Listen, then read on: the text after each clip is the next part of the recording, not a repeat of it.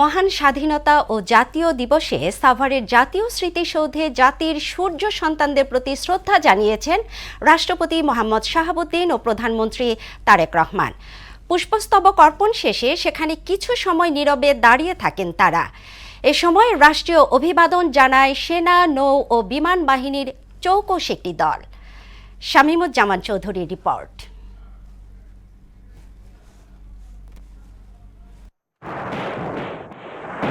আজ থেকে ৫৫ বছর আগে ১৯৭১ সালের এই দিনে দেশকে পাকিস্তানি হানাদারের কবল থেকে মুক্ত করার ডাক এসেছিল। এদিন আনুষ্ঠানিক সূচনা ঘটেছিল বাঙালির সশস্ত্র মুক্তিযুদ্ধের।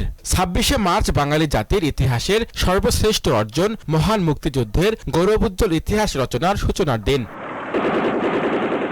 মহান স্বাধীনতা ও জাতীয় দিবস উপলক্ষে জাতীয় স্মৃতিসৌধে ৭১-এর বীর শহীদদের প্রতি শ্রদ্ধা জানান রাষ্ট্রপতি মোহাম্মদ শাহাবুদ্দিন ও প্রধানমন্ত্রী তারেক রহমান। ভোর ৬টার দিকে স্মৃতিসৌধে ফুল দিয়ে শ্রদ্ধা জানান তারা। পুষ্পস্তবক অর্পণের পর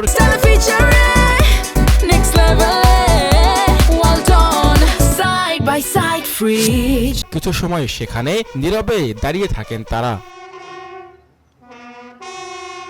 রাষ্ট্রপতি প্রধানমন্ত্রীর শ্রদ্ধার পর বাংলাদেশ সেনাবাহিনী, নৌবাহিনী ও বিমান বাহিনীর সমন্বয়ে গঠিত একটি চৌকস দল রাষ্ট্রীয় অভিবাদন জানায়। এ সময় বেজে ওঠে বিউগলের সুর।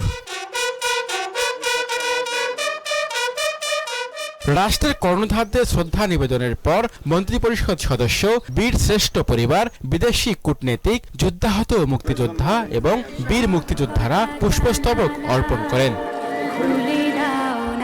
১৯৭১ সালে পাকিস্তানি সেনাদের গণহত্যা ও ধ্বংসের বিরুদ্ধে আজকের এই দিনে মহান মুক্তিযুদ্ধে ঝাঁপিয়ে পড়েছিল বীর বাঙালি।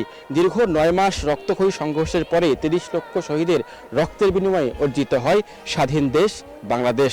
স্বাধীনতার ৫৬তম দিবসে আগতদের একটাই প্রত্যাশা, শহীদদের আত্মত্যাগ যেন নতুন সরকারের নীতি ও কর্মে প্রতিফলিত হয়। পাশাপাশি সকল বৈষম্য দূর করে যেন নিশ্চিত হয় সকলের জন্য সমান সুযোগ। সাভারের জাতীয় স্মৃতিসৌধ থেকে শামীমুজ্জামান চৌধুরী, মোহনা সংবাদ।